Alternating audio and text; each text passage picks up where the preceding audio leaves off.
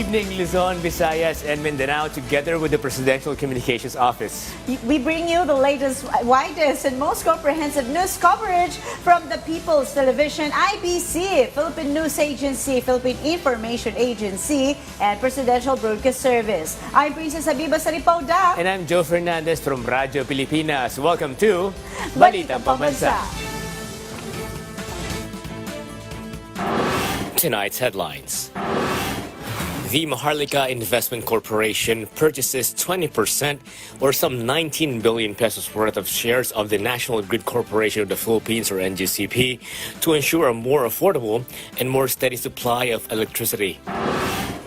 National Economic and Development Authority, or NEDA Secretary Sentro Balita believes that the U.S. government's decision to temporarily stop giving foreign aid to other countries will have little effect on the country. The Armed Forces of the Philippines insists that the Chinese national who was arrested and is believed to be a spy collected sensitive information in response to the wife of the NAB suspect's recent statement about her husband. The Commission on Elections, or COMELEC, eyes to regulate the role and participation of social media influencers in political ad campaigns for the upcoming polls.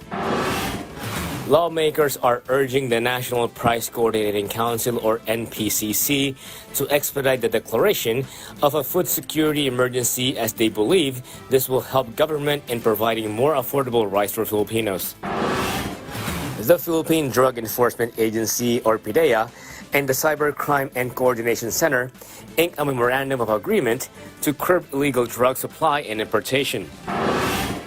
The Philippine Coast Guard, or PCG, and the local government of San Pedro, Laguna worked together to contain the oil spill in the area caused by a warehouse fire. The move hit two birds with a single stone. The Mahara Investment Corporation saw the power sector as a key industry to grow the government's investment and at the same time bring down the cost of electricity at the spot market for the consumer's sake. Our Clazel Padilla tells us more on this enlightened choice that makes good business sense. Spending the entire day fixing broken appliances, electrician Raul Apalos works hard to earn a living and cover his monthly expenses. Lahat nagtataasan. Kung pwede lang gawin pang gabi ng araw, panambahay, kuryente, number one, yun ang medyo mabigat-bigat. To make electricity prices more affordable and ensure stable power supply, the Mahara Investment Corporation has started using the Mahara Investment Fund to invest in key sectors.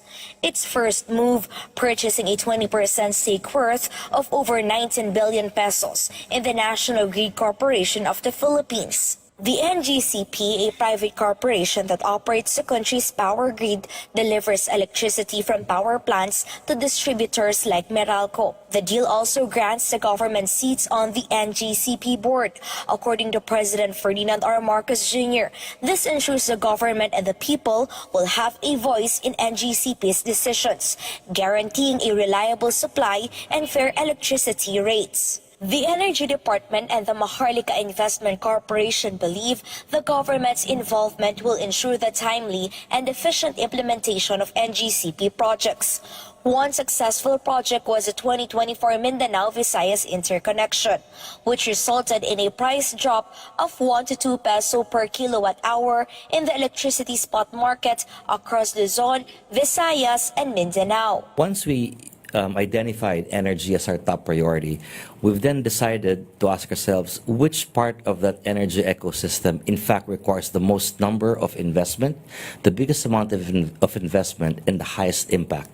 And that would be in the distribution lines. Now that the government is involved in the NGCP, transparency is expected to improve. Officials believe this will help quickly identify and prevent potential threats that could lead to higher electricity costs. The government is expected to earn 1.24 billion pesos annually from the investment. From PTV Manila, Clazel Padilla, Balitang Pambansa.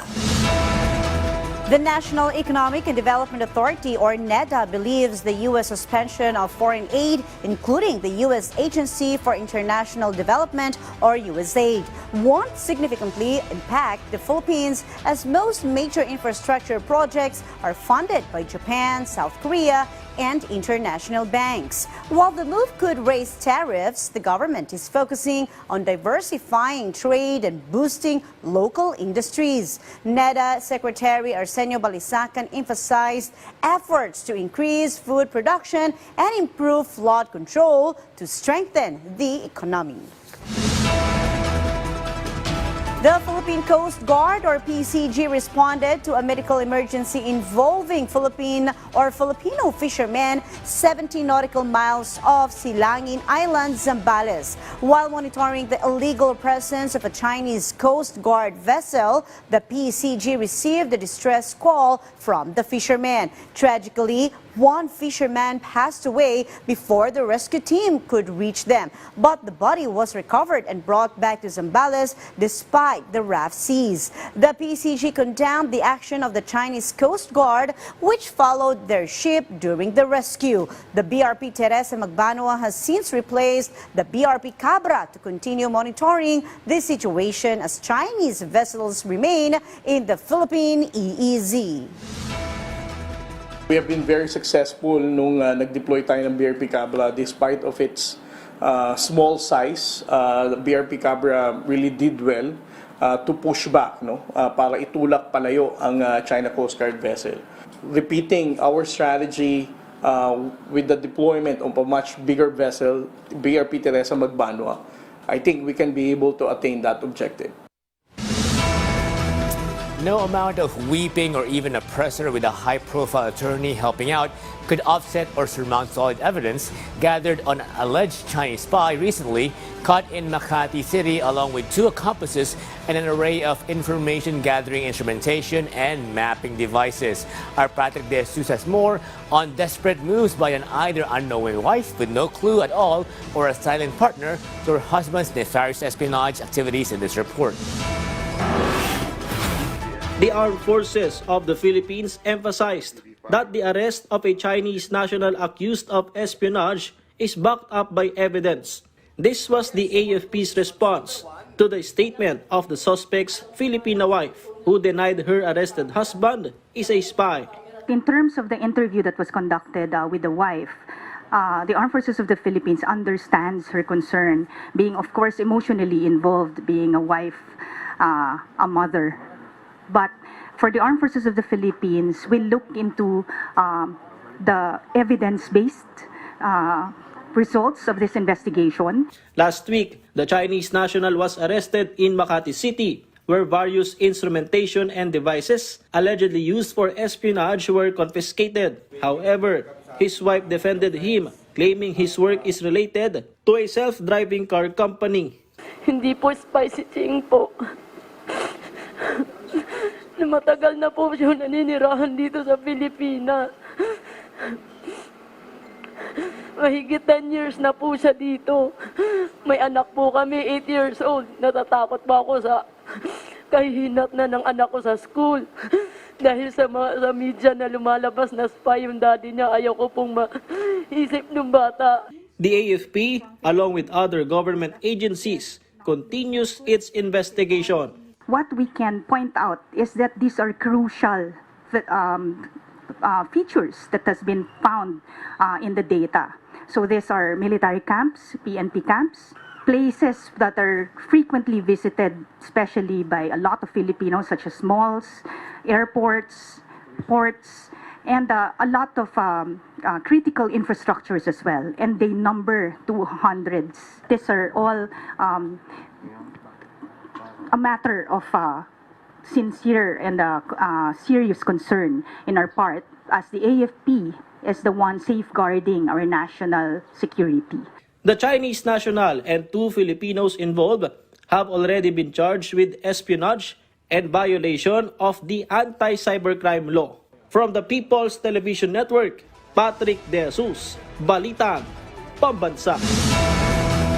The official campaign period for national candidates and party lists begins in 2 weeks. The Commission on Elections, or COMELEC, is considering regulating influencers in campaigns, requiring contracts and transparency in spending, which must be included in the candidate's statement of contributions and expenditures. COMELEC has also partnered with TikTok to regulate political content and plans to implement stricter guidelines for surveys during the campaign period.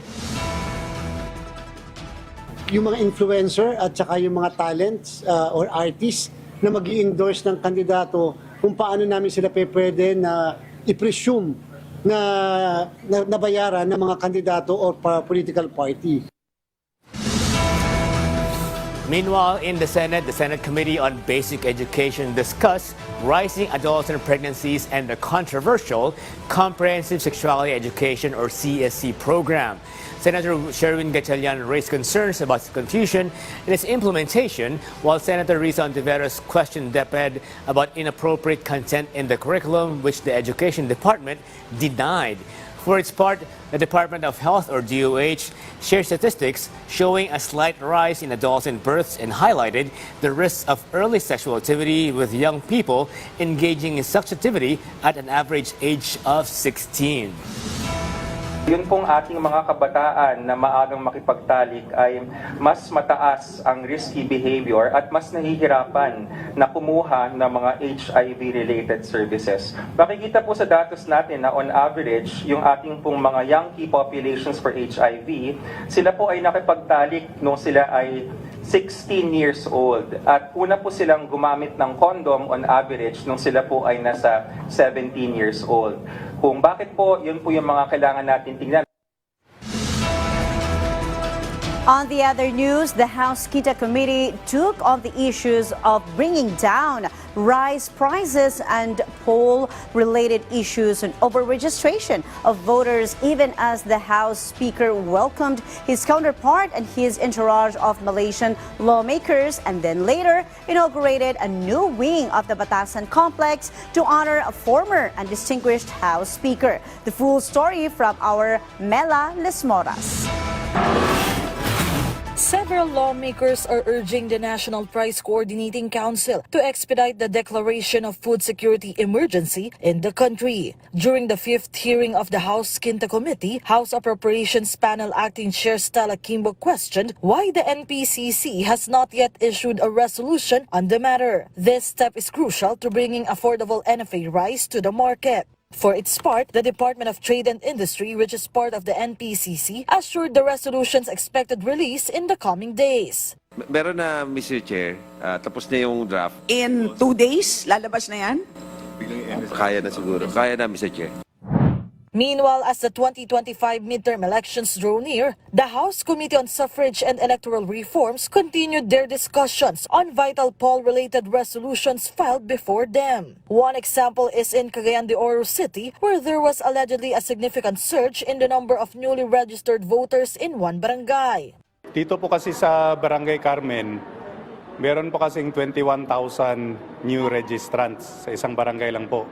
This number is statistically improbable, and yung mga congressman nga sinasabi nila dito sa Committee on Suffrage na disturbing yung increase.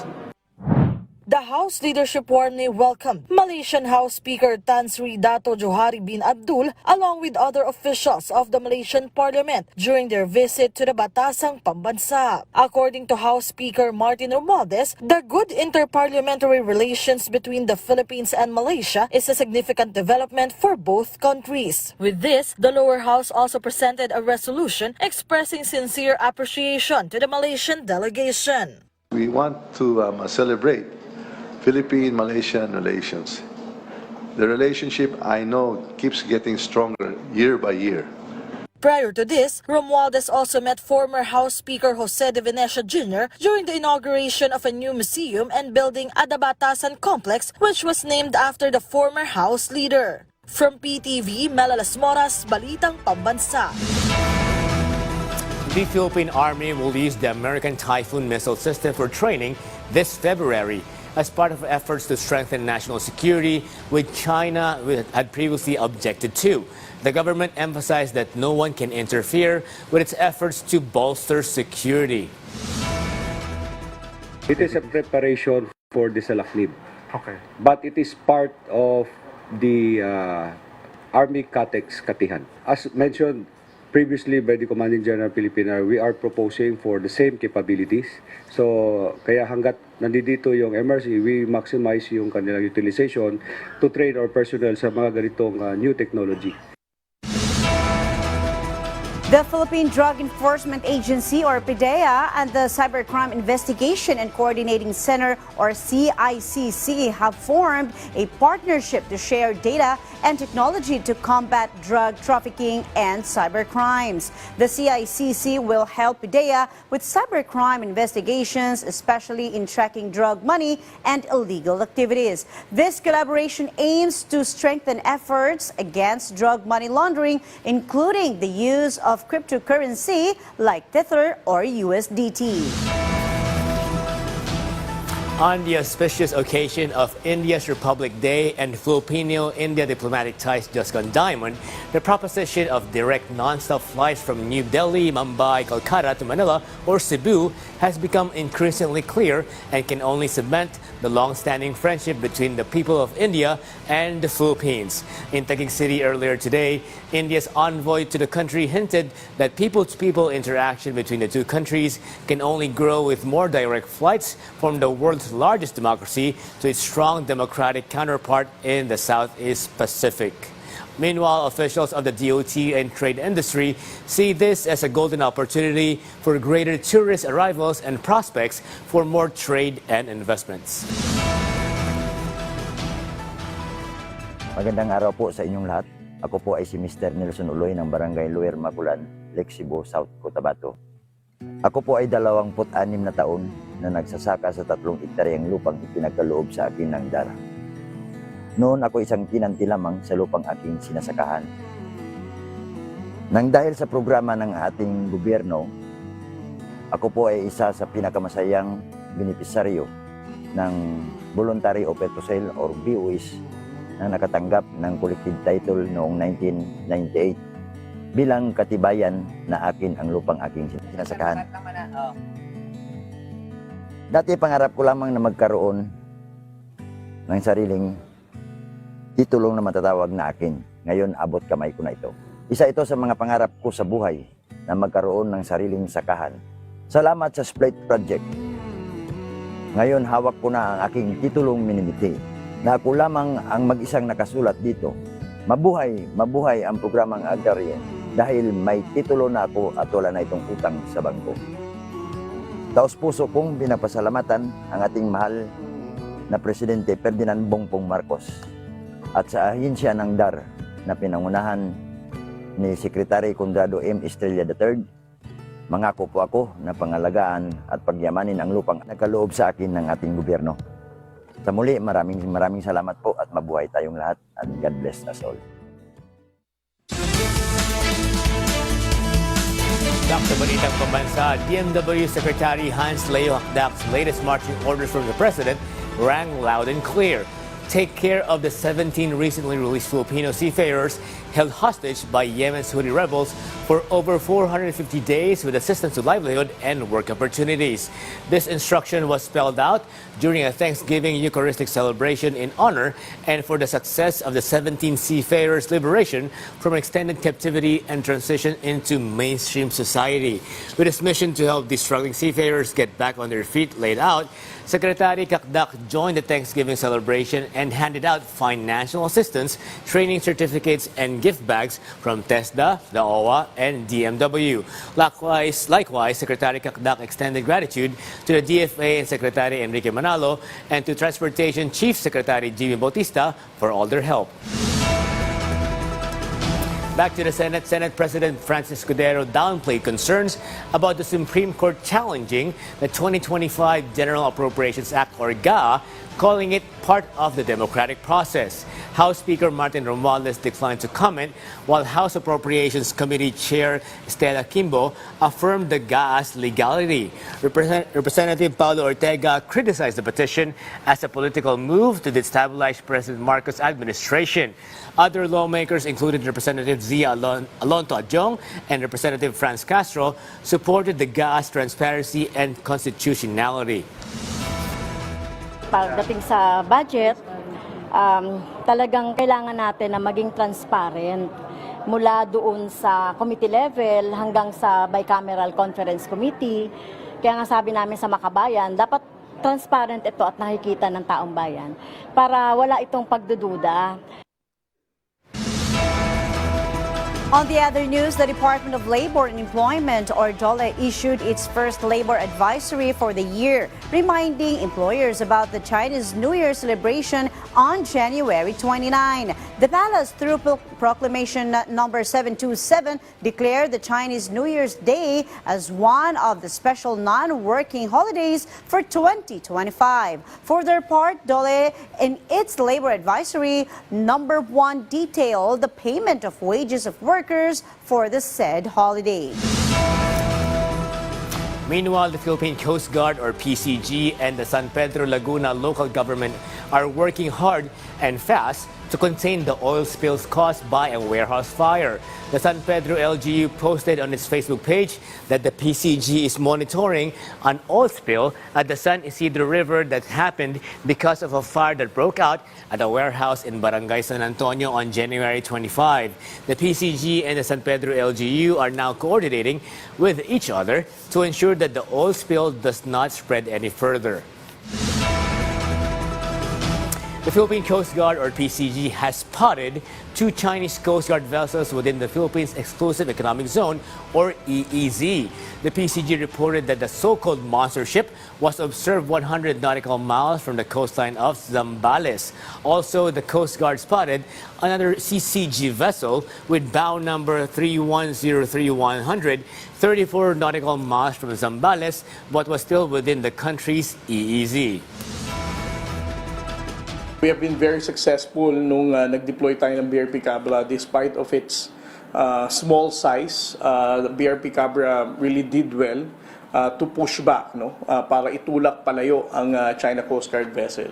Repeating our strategy with the deployment of a much bigger vessel, BRP Teresa Magbanwa, I think we can be able to attain that objective. Based on Pagasa's weather forecast, shear line affects Visayas and northeast monsoon will affect the rest of Luzon. Visayas and Dinagat Islands will experience cloudy skies with scattered rains and isolated thunderstorms. Partly cloudy to cloudy skies with isolated rain showers or thunderstorms will fall in Palawan caused by the shear line. Cloudy skies with scattered rains and thunderstorms may experience in the rest of Mindanao due to easterlies. Cagayan Valley, Cordillera Administrative Region, and Aurora will encounter cloudy skies with rains, while partly cloudy to cloudy skies with isolated light rains will felt in Metro Manila and the rest of Luzon caused by northeast monsoon. And partner, before we forget, to all our brothers and sisters who are Chinese, Gong Xi Fang Shai, or Kong Hei Fa Choi. Yes, Happy New Year to all of you. And that concludes our rundown of the latest, widest, and most comprehensive news and information from all across the nation. From Radyo Pilipinas, I'm Joe Fernandez. This is your trusted news source, always ready to inform and serve the Filipino people. Catch Balitang Pambansa again tomorrow at 7 a.m., 12 noon, 6 p.m., and 9:30 p.m. for more updates and developments. From Radyo Pilipinas, I'm Princess Abiba Salipao Dak, and this is Balitang Pambansa.